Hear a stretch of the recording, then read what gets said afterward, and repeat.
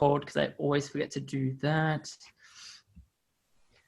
Perfect. So we'll give it a few more minutes, just waiting for everyone to join. I'll do a little introduction just about who I am in General Assembly, and then pass it over to you to kind of then dive into the content. So I don't want to waste too much time because I know that you do have a lot to get through. And if anyone does have questions, we'll make sure that we've got enough time to answer them as well. So we'll give it a few minutes. See, we've got 100 jumping in, which is great. Thank you so much. Welcome everyone. For those who are joining us, please jump in on that chat. Let us know your name, where you're tuning in from.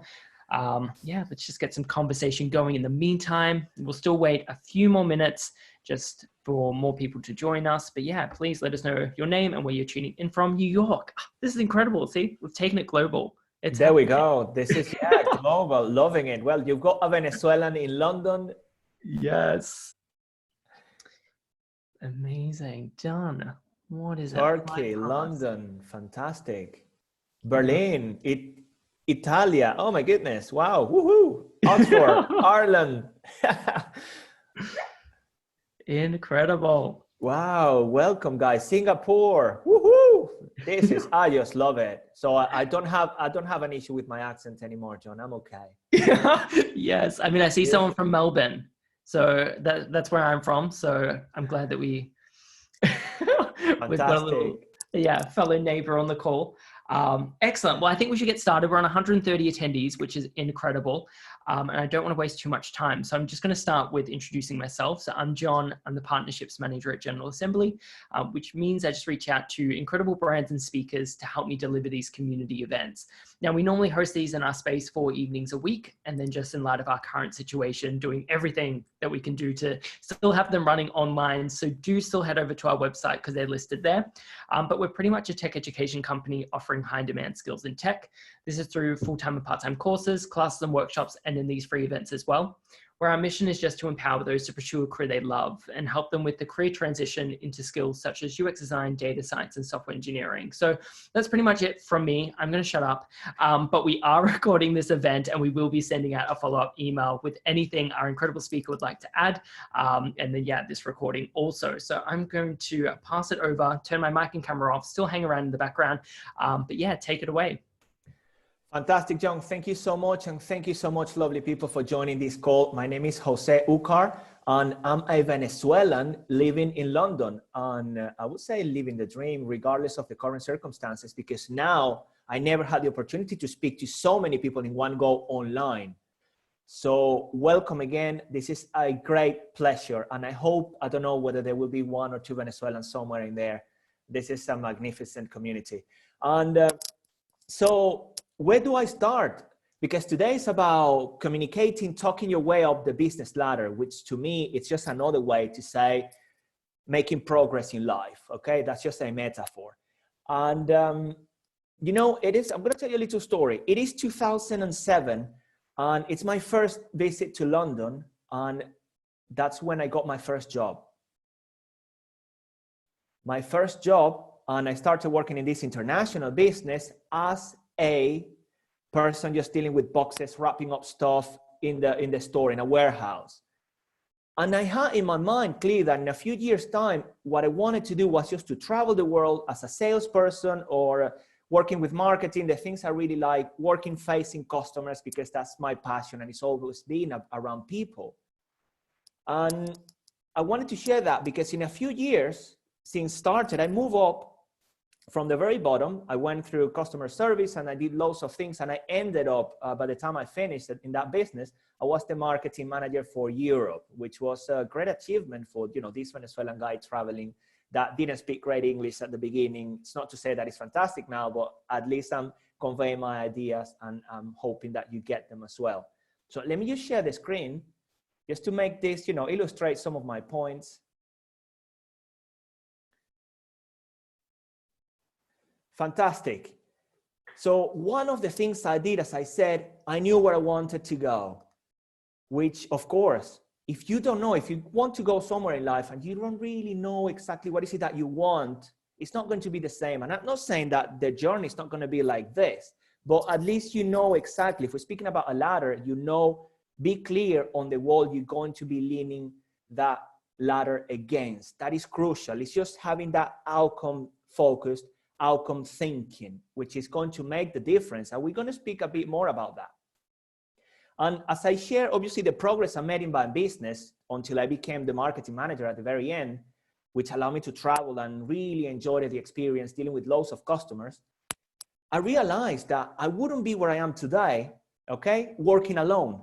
That would have never happened. Think about it. What have you achieved just by yourself without relying on people around you? Right. Everything happened because of the connections I had in my life and the connections I built and the connections I still build on a regular basis. Think about today, this amazing opportunity to get to talk to all of you lovely people from all over the world, thanks to technology. So that's why I tend to say that success, okay, if we look, I love the iceberg, and I know that little bit that you can see at the top, which is a 20%, and everything that's underneath, obviously that's hidden. And to me, success is 20, well, I would say 80% depends on our communication skills, right? And to me, that is the ability to build those connections, strong, long-lasting connections. And the other 20%, listen well, is how we feel about what we know and applying what we know. And especially when it comes to communication, that's key. And now, sticking with the iceberg analogy and graphic, there is the 20% and the 80% again.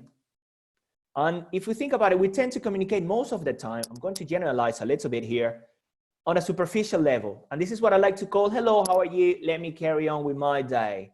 And then we leave the other 80% untapped. And what does that mean? All of that 80% that's in there, all of that knowledge, the rest of that lovely communication process that's going to allow you to build the connections I'm speaking about.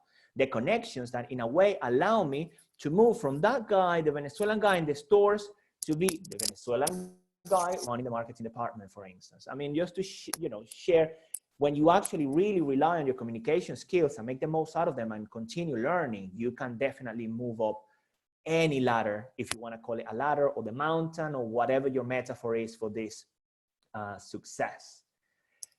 And just, when I speak a lot, it's good to have some water. So having learned this, and this is something, by the way, that I learn on a regular basis. And, this information I can share with you later as well. Okay. So feel free to take some notes, and I give you a bit of time because there is loads to take in here and loads of things to take advantage of. And this is, my passion. And the biggest point from, around this presentation is going to be, and I want you guys, ladies and gentlemen, to really focus on this because there aren't neutral interactions. Okay. So you can go through life and then you can connect with people, and those connections can, can be, say, just to put a label, good or bad, okay? So you can connect, and they're gonna be connections that build you up and those that tear you down. There isn't gonna be like neutral. There's always going to be some kind of outcome, okay? And bearing this in mind, because then this is when the whole communication, that 80% kicks in, and it allows you to then build that flexibility that is going to enable you to achieve the results you want in life. Really embracing that 80% that I mentioned. Thinking that every time you come into contact with another person, it isn't neutral. And I give you, some images of, obviously I got my brother, I got my wife, some friends on the networking events that I do, my public speaking sessions. Of course, I will always have my grandma and granddad because, those are the connections, all of them in there that build me up, that allow me to be the person I am today.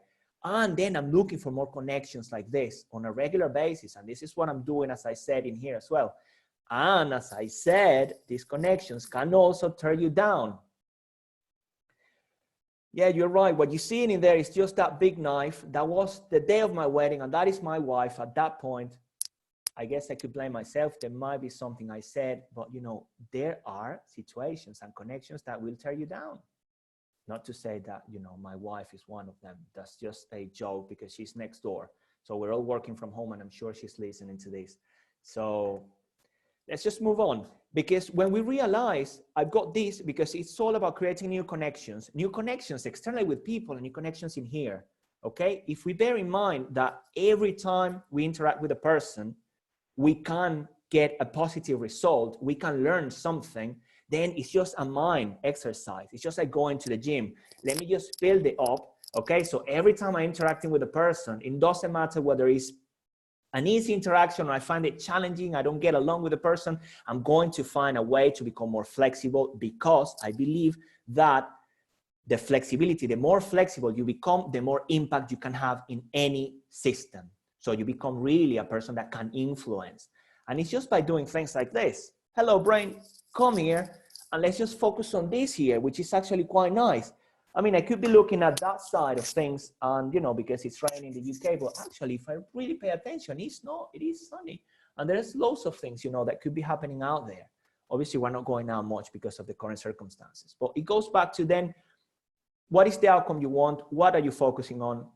If we're coming to people, communicating, and you're getting a result you don't want, then look for another angle, look for a new perspective. Ask yourself, what is the positive intention behind the behavior of that person? Build some empathy, because this is powerful, guys.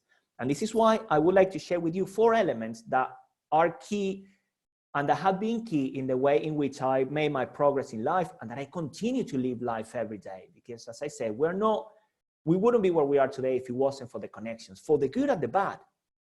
And John, I'm going to use you on this example because, you know, that number one, what you tend to see first level is just that engagement.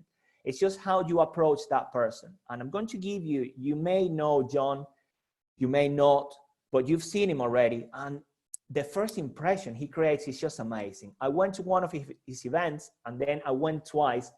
And the way in which he welcomed me with a smile, everything else, it made me feel at home. At some point unconsciously, I didn't know what it was, and I liked John, okay? So there's different dynamics going on in there, and you can, by knowing how the process and how the mind works, you can become more flexible and make people, I wouldn't say make people like you, but really make people feel great. So be the one that builds people up and not the opposite. That's my approach. Then the impression, John comes with that big smile, and you tell me whether you could walk away from it. It's just like, wow, I mean, what a charming guy, what a charming person. And then he comes with a smile, he gives you a handshake, and it's becoming somehow memorable. The words he's using, you can tell that inside him, his intention is way more powerful than, you know, get you to do something. He wants to take care of you.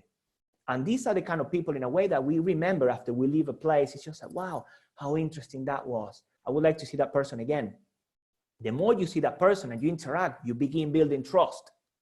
And at this point, I think my trust with John, now that we've spoken a few times over Zoom, I would say, John, we're getting close to a 50%, but I'm sure you can take me up to 100, in which then once we go over that, if you like, well, that level of trust, then influence really kicks in. And what is influence? It's having the power to change a person's view of the world. It's just being able to lead people to a better life, to continuous improvement, to showing people a different path in which they can achieve what they want. That's the level of influence I'm talking about. Next time I speak to John, and whatever he says, I'm going to consider it, not at a superficial level, it's going to go deeper, because at this point, I trust him. And then whatever he says, I will consider it differently. And then these are the kind of interactions that you can develop at home, you can develop with people you meet, and at work as well. So if you want to go up, or if you want to go somewhere, whatever is that line that you're drawing or you've got in mind in the future, begin now by engaging, creating long-lasting impression, building that trust, knowing that you're building that trust, and in order to influence people. And there are loads of things that you can do to achieve this, of course, and there's not enough time to share all of that in this call. Plus, I want you to stay with me and stay engaged and then share, because then there's going to be a round of questions. The biggest thing, guys, you can do whenever you go out there, going back to outcome-based, being proactive, okay, is having an intention. And the intention is this. It's coming up. You're waiting for that intention.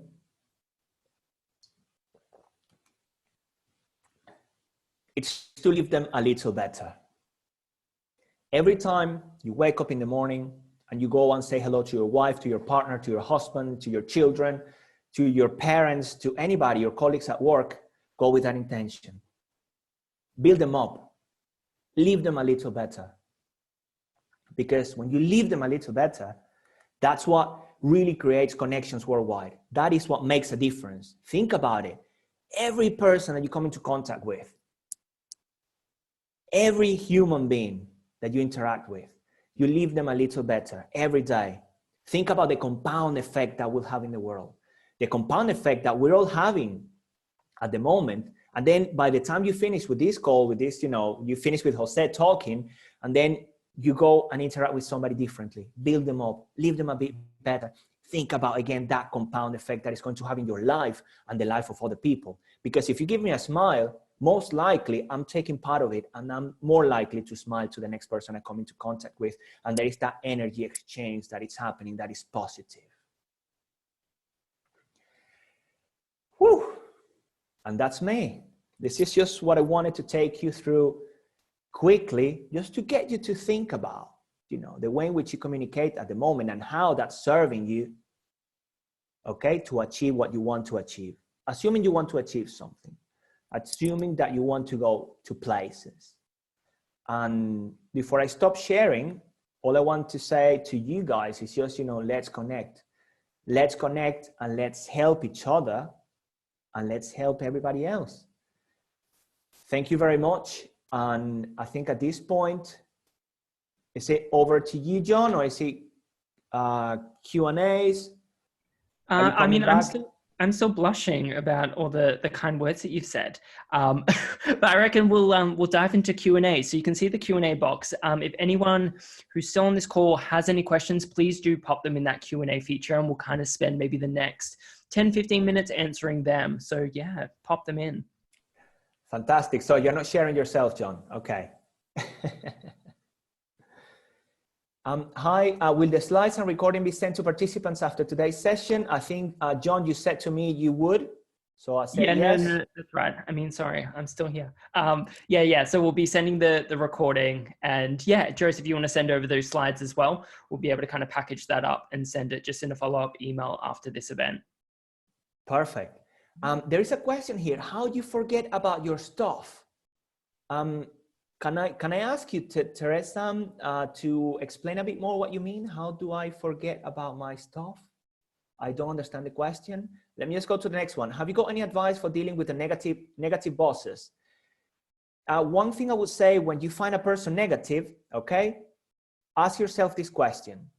What is the positive intention behind your boss behavior?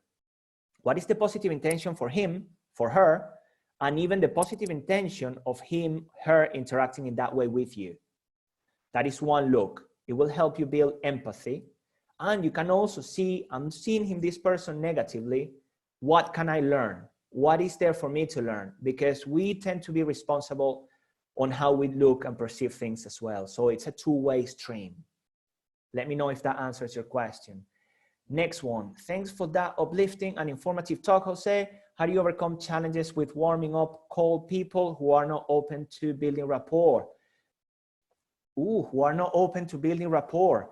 Well, there's one thing. This is similar to change. I mean, if people are not willing to have an interaction, then most likely it's just they're not the right person for you. One thing I do tend to say is just meet them at their level, okay? To build rapport, meet them at their level. And I usually recommend pace, lead. What does this mean? If you go and I'm speaking to you, for instance, then I'll watch your tonality, okay? The tone of your voice, how high pitch, low pitch, how are you breathing? Are we making, what kind of eye contact are we making? How are we moving? What kind of language are you using?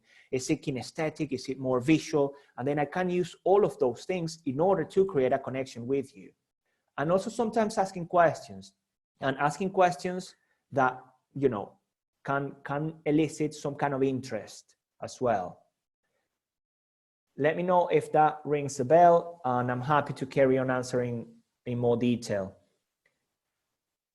Right, how do you pick which wall to place that ladder on? I like that. A very quick answer to that is, what do you want? What do you really want? And then when you ask yourself this question, then think about then what impact will that have in your life in a year's time? And you can also ask, okay, say you've got different ladders or different walls to place it on, then place it on those different ones and visualize what your life can be like in a certain time ahead. It's just, play with visualization a lot and ask yourself, what would happen if I placed it on this wall? What would happen if I placed it on this wall? What wouldn't happen if I did it? What would happen if I did? What wouldn't happen if I didn't? There's lots of different questions around the same. This can be a bit confusing, and I'm happy to answer more questions if you get in touch with me later on any social media, because then these kind of questions go into the unconscious, and then you get information that in another way you may not get. So happy to give you more details about those 4 questions. They are called Cartesian questions. What will happen when I do it? What will happen if I don't do it? What wouldn't happen if I did? What wouldn't happen if I didn't? This is going to be recorded, which is a great thing. You can watch it over again.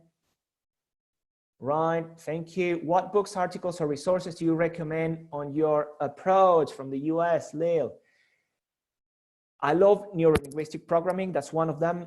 On communication, there is a guy called Mark Bowden, and he speaks a lot mainly around the non-verbals. It's fantastic whenever it comes to building rapport in front of an audience, for instance. That's the first one that comes to mind now. Then I do like Sue Knight, Neuro-Linguistic Programming, NLP at Work. Any tips for being a young, career ambitious woman in a male-dominated industry? Any best practices you have seen in business you work for? Right, the one thing I would ask you, Charlotte, is just to, well, everything begins with yourself. And as I said before, the more flexible you become, the more opportunities you will have to influence the system. So I would invite you sometimes to put yourself literally in the other person's shoes and look from their reality and see what different perspectives or resources you gain. I do that, for instance. Even I give you an example with my brother. When we have an argument and then we're not getting along, and I just go and put myself in his shoes and I actually look at his interaction with me, how I'm being perceived by him. And then it's amazing how the mind gives you new resources in which you can then approach that situation. And being ambitious, I'm still ambitious, having a yes attitude, go for it, go for it. And there is no failure, only feedback. Whether it's male dominated or not, there is no failure, only feedback, and you're great, because so many women are having and achieving amazing success, and we need more of that. We need more of you, Charlotte. How you build up people when you have pain? Okay, I'm going to give you an answer based on what I understand, okay, around the question. Is it pain as you being in pain?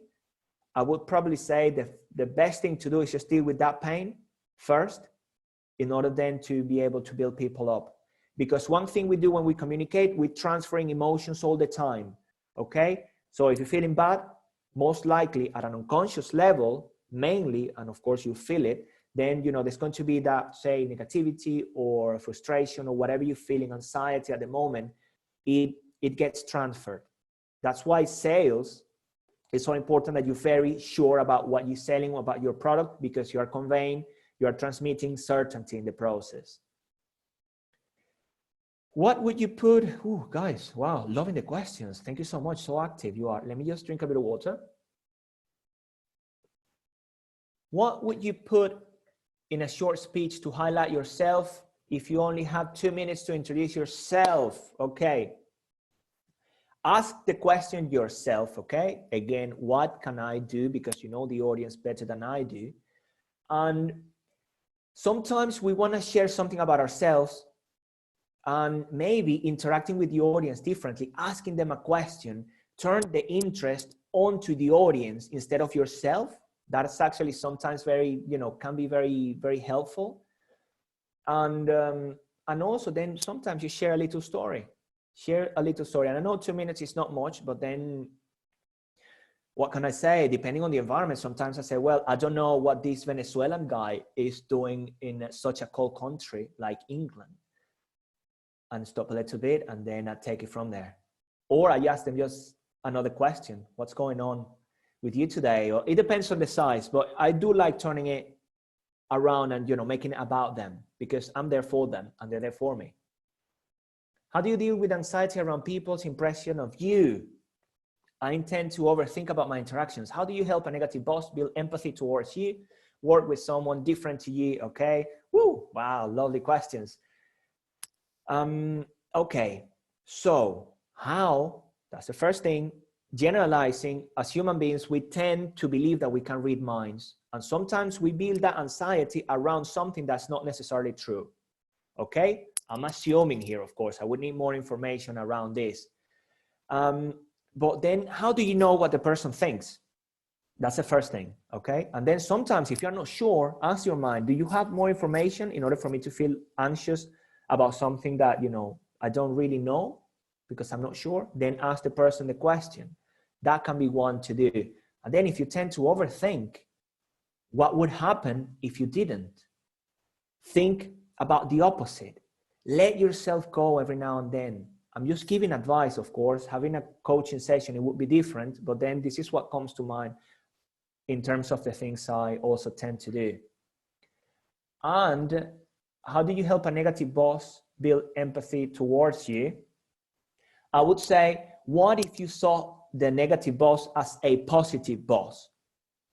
What if you saw the person as positive, okay? And how would you interact with that person differently? By seeing it, feeling it, hearing that person being positive. Imagine what it's like and put yourself in their shoes. Thank you very much. Okay. Oh, where did I go? I think okay, perfect. Yeah, happy that I'm answering the questions. Would you have any advice on having meaningful conversation with people regarding sensitive subjects, such as if they are having troubles in life? Of course. You see, this is an amazing question. Thank you very much. And I would say, listen, okay? Do you remember I said before, meet them at their level where they are? So really listen, come close if you can. Don't give them advice, ask questions, and get them to think about positive scenarios of their current reality. So if you said to me, I'm feeling stuck, so I would probably say, and have you ever felt different? Or if you felt the opposite, what would that be like? And then you get them right away. The mind works beautifully in this sense, and you cannot help it. If you ask a question like that, then they're going to be thinking, oh, yeah, there's something positive. And have you ever felt, you know, like that, unstuck, for instance? Or have you ever been successful, happy? Get them to connect to that moment and lead them. So you pay space, you're with them, ask questions, and then lead them to what they want. Ask them how they would like to feel differently, how they would like to be different, how do they want the situation in their life to be different. And then you're asking the mind to think about something else. You're not getting them in the problem state. And when people are in problem state, don't ask why. Get them to think about, you know, get them out of there. Why will keep them in problem based at that moment, and will, you know, it's a very conscious answer that people give. I'm going to move forward because there's loads of questions here. Oh my goodness. I'm sorry if I don't get to the very end of it. Given the current circumstances with COVID-19, business are not exactly being empathetic at the moment. So how can you deal with this and continue to prosper? Guys, this is an amazing opportunity to give. Even if you're not getting loads in return, give loads, give your knowledge. One thing I've decided to do, I've been doing it for 3 weeks now. I've got my open calendar, okay, my diary, and people can book a time anytime from Monday to Monday in order to speak to me about anything that is troubling them, or just to share and get the opportunity to be listened to and exchange, you know, information and have a laugh sometimes. Okay, so that's one of the things I'm doing, giving loads and using the opportunity to create. Get creative, okay? Ask yourself, what can I do differently at this point? This is very challenging, don't get me wrong, and at the same time, you can make the most out of it. There are loads of businesses prospering and achieving great results as well. On that note, for instance, I can say that, you know, this morning, my brother and I woke up thinking, well, what can we do to offer these guys on this call? And he's at the moment working on that. And hopefully by the end of this, I will have something nice to share with you. If not, we'll keep in touch. Give loads, give more than you expect to receive in return, or don't even expect in return, and it will come. I guarantee you it works. What is your advice for introverts specifically? I'm naturally empathetic and build good relationship with people, but I'm quite shy and feel like people at work walk over me sometimes. Right. Do people really walk over you? Like literally? If you could perceive the situation differently, what would that be? How would you like people to be with you? And it's perfect to be introvert. Then it's just picking what is it that you would like to share. And then think about this way. I do say this to introverts and to myself. Whenever I don't want to share something, I think I'm being a bit selfish because I'm not sharing my excellence with the world. So whenever you're too shy, think about reframe the situation, because you have got great things. I'm sure like everybody does. I'm generalizing here because we all do have great things to share. And then by sharing, you are allowing people to get to know you better. And I'm sure that situation can change. Advice for taking control of a conversation where someone indicates that they do not respect you. Okay, let me slow down a bit. That they don't respect you sufficiently. In a meeting situation, sometimes people will judge you based on looks, race, gender, position, etc. And it can be hard to bring them around to realizing your importance. Yes, people will judge you all the time. We're being judged at all times, and that is a fact. So the more we become aware of it and are okay with that, that's perfect. So taking control. Taking control. Can we take control of a conversation like that? The thing is, I'm finding the language. So I'm taking control of a conversation.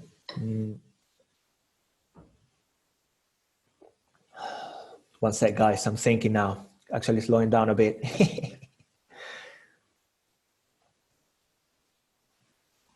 I'm thinking because a situation comes to mind, and I would probably say sometimes, okay, when the situation, you know that conversation is not happening as you would like it to be, take a pause, take some time for yourself, reconvene, and even wait for a little later when that situation has changed, the environment has changed slightly, and have a conversation with that person. And honestly, ask that person openly what you're experiencing. Ask for permission, ask that person, look, do you mind if I share something with you that I'm experiencing lately, which is about, I would like our communication to be different, to be better. Is it okay if I share this with you? This is what I'm feeling. Be open, be vulnerable, and ask for permission as well. I think that's what comes to mind. How do you diffuse a negative relationship and turn it into a positive one? Would you recommend having a one-to-one conversation to hearing them out and, thrashing out differences objectively? There you go. This is just fantastic, because sometimes you ask a question and at the same time you're writing the answer. Go for that, do that, and feel free to reach out and share how is it going. Fantastic. Yeah, having a one-to-one, listen. I'm making more about listening and asking questions with curiosity. Get curious about what could be going in that person's map of the world, in that person's mind. What if you've had an embarrassing negative interaction with someone that you want to build a professional relationship with? How do you bounce back? Resilience, right? You know what? I've experienced this so many times because, sometimes I can, think I'm funny and tell silly jokes and things. And, I've learned to do that differently anyway now. Have a chat. And, whatever that situation was, use it as a learning to then do something different next time. Ask yourself, what can I learn from that embarrassment, that negative interaction I had? How can I turn it around? What would I like to happen different now? Ask yourself those questions. And then ask the person, be open again and say, look, I think, the interaction was negative, was embarrassing. Apologizing sometimes, if you think it's your fault, it's perfect. Apologize, say, I'm sorry. It's super powerful, and it can change interactions and human dynamics. What's your advice on how to improve your confidence? Right, I will probably ask you, have you ever been confident in the past? Think about that moment in which you were confident. What happened with you? What was going on in your mind? And then if you say, well, I cannot access any confidence moment in my, at the moment, then think about a confidence person that you know, okay? Think about a confident person. What does that person do?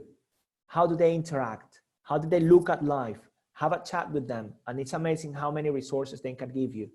I'm giving you advice based on communicating with others. And this is connecting to learn, spotting excellence. And if you think you want to improve your confidence, you've got the structure of confidence in your mind. And then it's just, how do I externalize that? How do I build it up and then externalize it? Have a chat with people that are confident, that you believe are confident, and ask them openly, how do you do it? What's happening? I try to connect with potential clients online by sending a short, friendly, somewhat informal message rather than a sales pitch. Yeah, very good. That feels like the right approach, but usually doesn't lead anywhere, okay? Or not as much as I like. I might connect on LinkedIn, but that's it. It's just chance, or should I be more strategic in approach? Okay. Strategic in approach, 100%, having an intention of building that person up as well. Yeah, inviting people to have a chat and show utter curiosity. Really, I mean, come and be open. Look, I'm running a business, and the reason why I want to talk to you is see whether there could be an opportunity for collaboration, and there would be an opportunity in which you can benefit from what I've got to offer. I want to have a chat. Be open. And yeah, don't give people sales pitch and many links to click on and things like that. This is again my opinion, because I get them all the time. Just be there and be open to help, be open to support and help others. And that's the best way to do it in my experience. How do you deal with egos at work? Egos. I would ask you, how do you deal with your ego? Because then if you're recognizing egos, you've got your ego. So if you spot it, you've got it. So what is it about your ego at work as well? And put yourself in their shoes. And how are they perceiving you? Work on those interactions. I also recommend sometimes, if I'm sitting here, I stand up, okay? And I look at myself back sitting here. And then I give myself feedback about any situation. And then I always find new perspectives, new points of views. Just as, give yourself feedback. What is it about your ego? And also dealing with egos at work, have a chat. How is that impacting your communication with them? Have a chat, like an honest one, and ask for permission. You see, some of the answers are kind of repetitive because overall, that's, what tends to work. And then the technicalities on how you do it, well, that's, that's down to then the skills as well. In addition to this, it's quite an emotive period for many. And I think we may find people will close themselves. Yes, and it is, yeah. And it will become about self-preservation. Self-preservation, yes. We're doing it at home. We're staying home. We're taking care of ourselves first, because then, it's just like when you go on an airplane and, the best person that, in case of emergency, you should wear the mask, the oxygen mask first, and then give it to your child. Because the other way around, you may not even get to give it to your child. I don't know if that answers your question. Definitely preserve yourself, and also find avenues to help others. How do you deal with someone who, as much as you effectively communicate with them and use empathy, yet they don't appreciate you?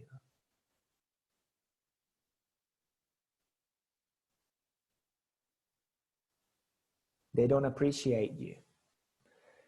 Okay, well, I would need more information. Based on what? What is it that you are noticing that shows lack of appreciation?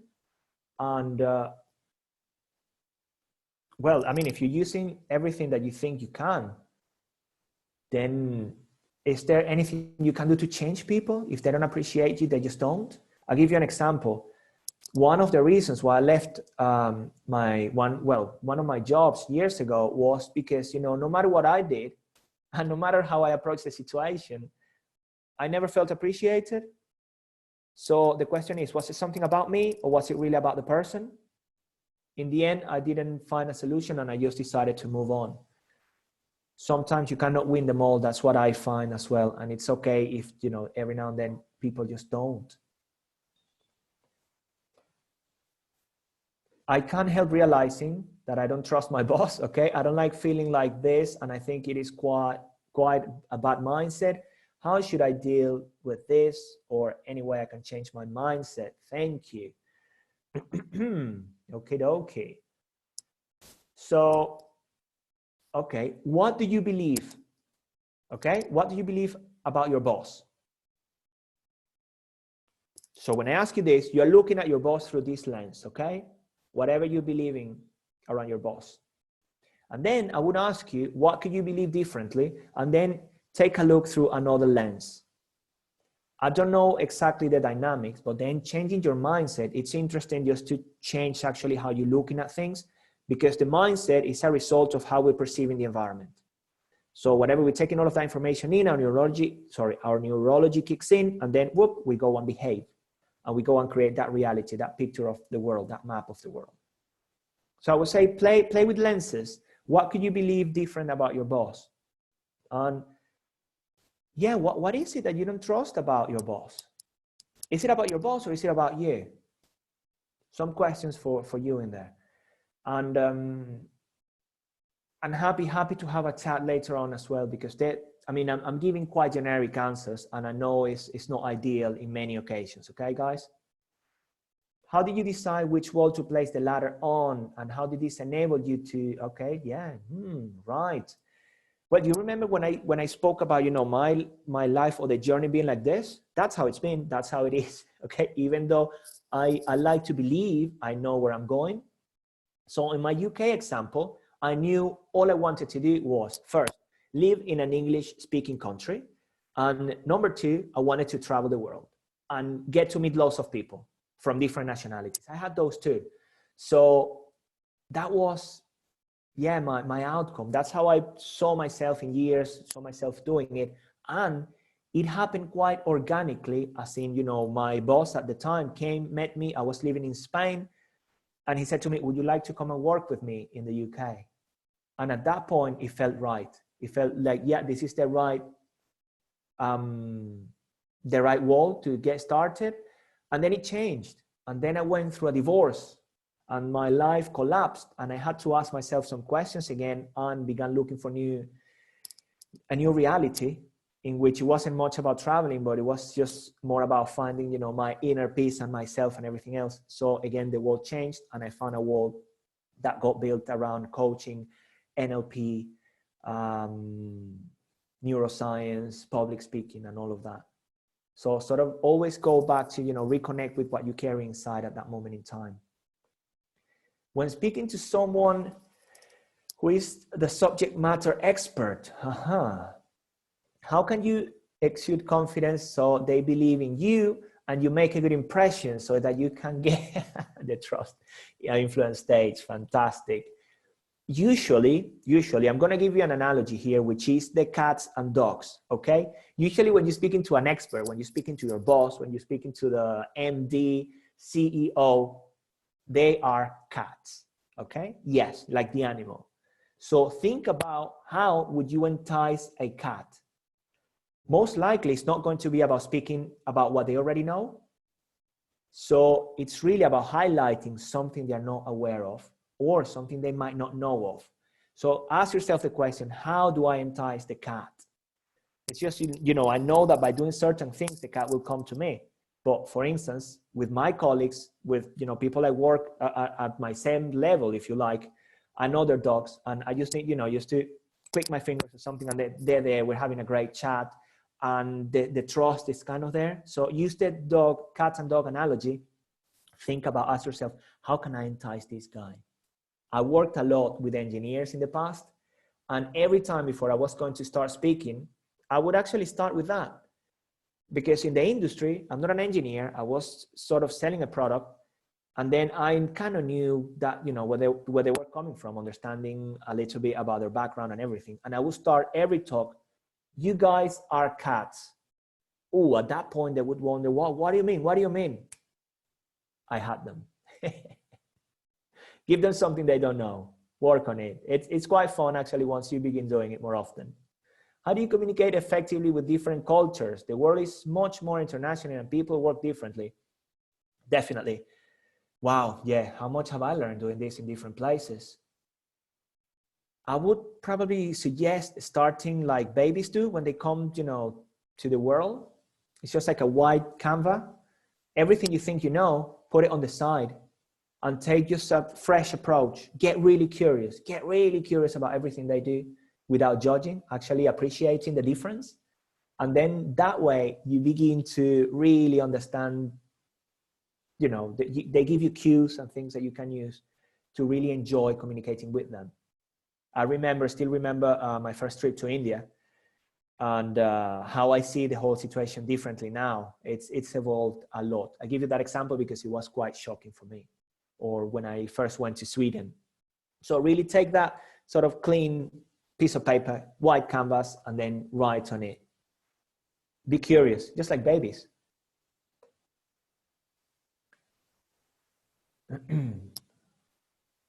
So how do you prevent yourself from stuttering when speaking professionally? Every time I'm going to be speaking, I've already visualized that process.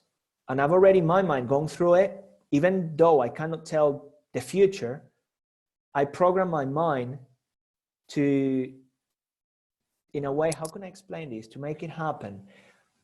Say I was about to start this today, and in my mind, I was visualizing, you know, all of these great conversations, great interactions, and having at the end of it, myself being super happy.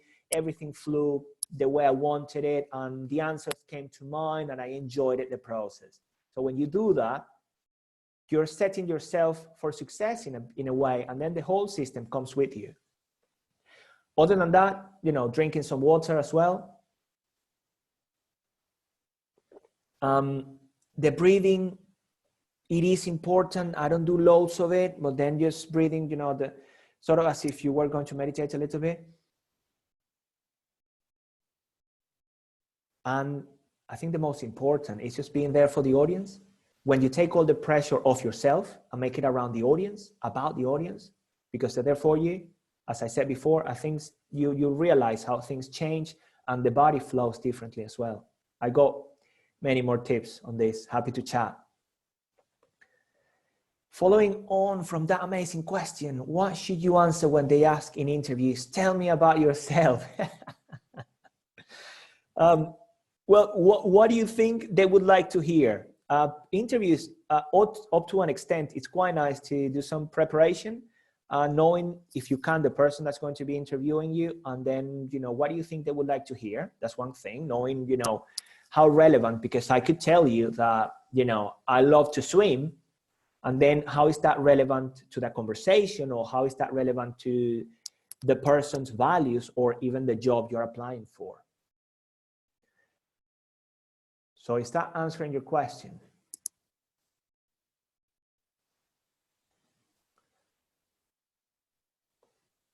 I would say just thinking about that again.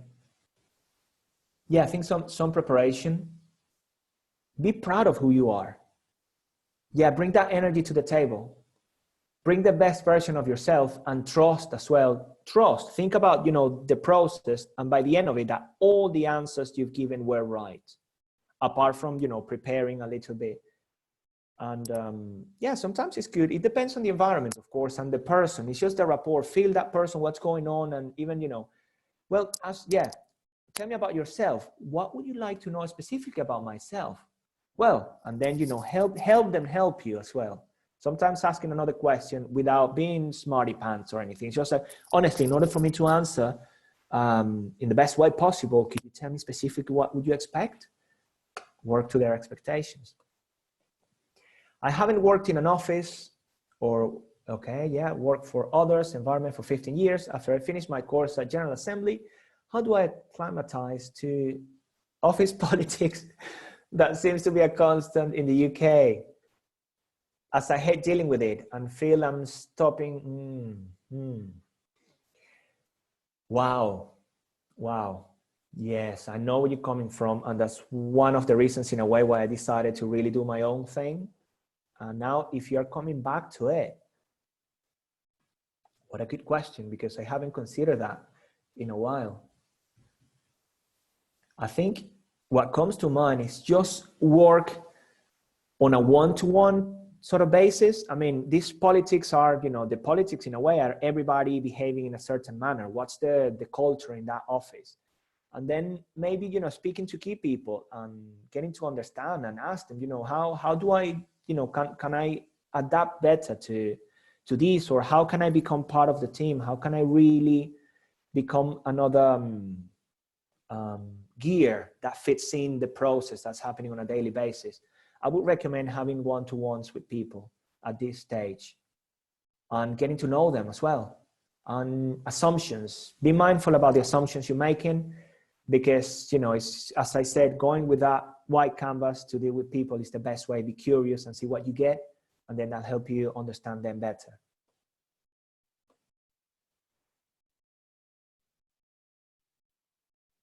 So how can you get into tight knits? Okay, circle in a company where most of their company decision talks are done during their smoking breaks. Oh, right. Yeah, so it's around the environment in this case. So all company decisions, all of them are made there, all of them. Then I would invite you because when decisions are made, usually they are the key decision makers, okay? I would invite you to then, after the smoke break, obviously I don't smoke either, wait for them to come back, wait for them obviously to that smell to go away, and put this question to them. How I really would like to, become part of the decision-making process. I don't smoke, and how could we make it work? I really want to add value. I really would like to contribute. How could you help me?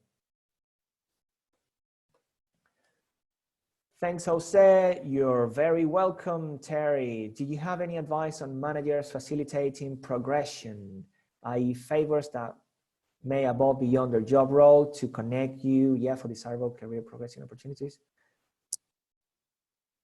So are you kind of asking me the question and they're answering? Let me just, do you have any advice on managers facilitating progression? Definitely. As I said before, always, in my opinion, always go beyond.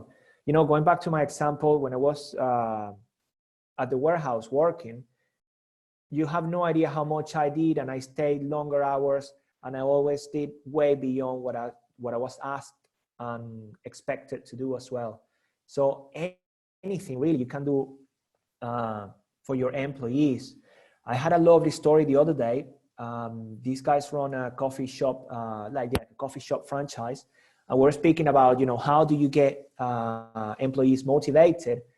This guy was the kind of boss that would the kind of manager that would even go and pick them up if they were feeling ill and take them to the hospital. That's the kind of, going beyond type of behaviors, I mean. And then anything really, I mean, if you can help them progress in their careers, you're building people up at all times. That's what my boss, the one in the UK, did for me every step of the way. And I couldn't be more grateful, even though I don't work with him anymore. But, it allowed me to be the person I am as well, big time. So always, even if you think they're going to leave you, let them fly. If they come back to you, great. If not, you've helped them big time. Hope I've answered that, Terry. How do you appear natural while saying a prepared speech interview? Okie dokie. Okay, two answers come to mind. One, you rehearse the heck out of it until you can even be, doing something else. I don't know, for instance, what comes to mind now, I don't know, cleaning the house, or what else? I'm just looking for things of what I do. Well, I do mop the floors a lot. So doing any other activity, get it onto the unconscious. So while even doing another activity, you know it, and that's coming out. So that will give you that sort of flexibility and naturality as well. As when you're speaking, it's just like, it's part of you. rehearse the heck out of it. If not, the other one is to be very happy about the content you're going to be sharing.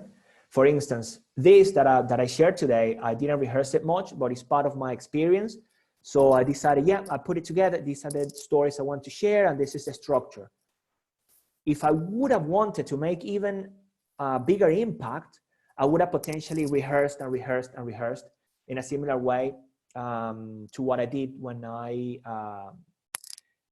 did the TEDx, for example. So at that point, I rehearsed day in and day out. And even though I allowed a bit of time to, you know, just add my own bit, my own natural touch, which I think is always good. But, you know, there's those different approaches. Rehearse the heck out of it until you have it at the unconscious level. Even when you're driving, you can be speaking about it, you know, no matter what. Or, yeah, feel a connection. Develop that sense of connection with the topic, that passion that you've got, and then speak about it. It's just when speaking about yourself when you're proud of it, or when you're speaking about, if you have a child, when you're speaking about your child or about your grandparents or somebody, you know, your wife, your husband, somebody you love. Use those kind of inspirations. Have you always said yes to things at work, or do you create boundaries? Boundaries, yes, certain boundaries. And the boundaries, they were my boundaries. I agree the boundaries with the person. Does that make sense? I would say, yes, I'm interested. And, you know, what do you expect from me? And then how am I, you know, how much am I willing to put into this? So what would be good for you? Have that conversation, that chat in which, you know, before I say no, or I just create a boundary, agree that boundary. That's win-win, really, isn't it? The book from Mark Bowden name is, I'm going to ask my brother. No, it's not in there. I would probably, I think it's something around body language communication, or something like that. I'm sorry, I don't know it by heart. If you look it up, Mark Bowden, I'm sure the books are going to come up. How to interact with a passive aggressive boss? Well, passive aggressive, yeah, that happens a lot in the UK culture, in my experience. Take your time, breathe. So if the person goes from passive to aggressive while the person is being aggressive, ride the wave, don't interact, be proactive at this point, okay? Don't just go jump on the same aggressive mode, because it's just going to generate more aggression. So step back, appreciate the process. Okay, I understand the person, respect that they're going through that emotion, and then take them back, or wait for that situation to go and then have another chat in which I understand, or I saw you got a bit aggressive. That was my perception. How was it for you? Ask them the question, but just assume. Let them answer. And then could we have a conversation in which we, you know, deal with these situations differently? That is just, you know, an option that you can, an alternative. How do you deal with bullying? You know, I suffer a lot from it when I was growing up in Venezuela. And I don't think you know, the way I reacted with it then was great. That is a difficult question for me to answer just now.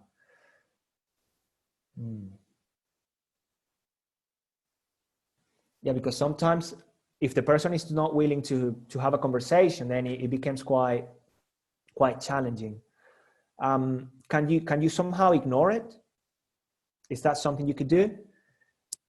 Could you turn it into something else? Is there any learning you can take from it? How could you develop more empathy for the person that's bullying you? What is the high positive intention behind what they're doing for them? I'll give you a quick example. I had one guy, you know, he called me a few names and things and got very aggressive. This wasn't long ago. This was actually this year. And before I jumped on the aggression and answer back, I asked myself, what is the high positive intention behind what he's saying, behind that behavior? And the answer that came to mind was that he was asking for help. When that came to mind, my whole reaction that was building up changed, and it gave him more resources to deal with that specific situation at the time. Hope that helps, Teresa. I think office politics I've already shared. What conversation openers do you use to engage a new person you want to connect with?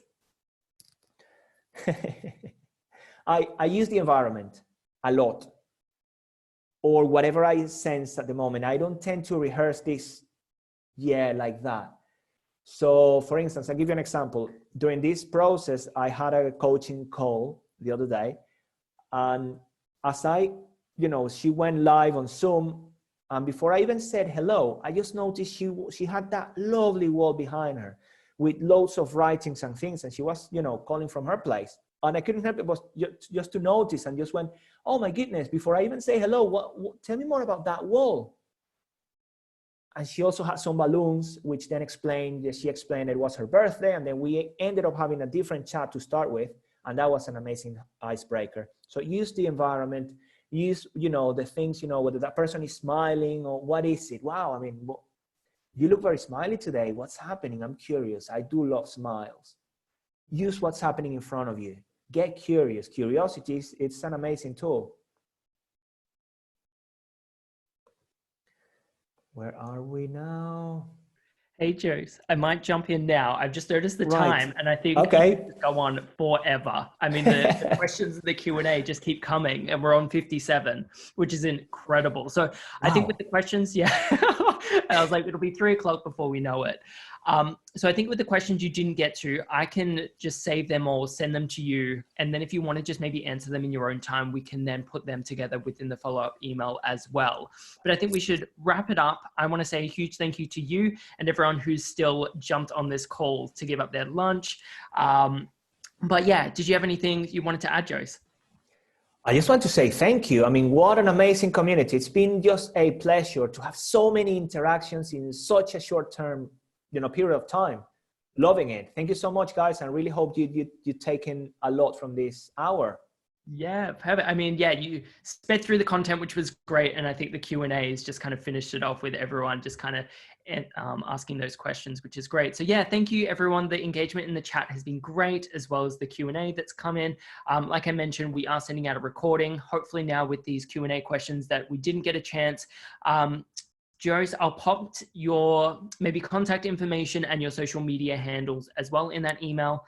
And if there's anything that you want to include, please just email me and we'll send that out as well. So great. And can I quickly say before everybody goes, my brother just gave me the thumbs up. So basically we were working on something, adding some free resources to a platform, and I think it's good to go now. And he's posted it on my bio on Instagram. If people are interested, we are going to be adding more free resources. All I think we're asking for is your name and email address, and then access everything we've got there. And you will also have the opportunity to have a free chat with me. So in order, if you want to follow up this session, for instance, well done, bro. Thank you. He's just been working hard all day. Thank Incredible. you so much, guys. Well done. Amazing. Perfect. Well, we'll leave it there. Thank you once again. And then, I look forward to kind of welcoming, hopefully, everyone else on our other events we've got listed. But in the meantime, please have an amazing day. Thank you so much, guys. Take care. Thank you so much, John. Take care. Bye-bye. Bye.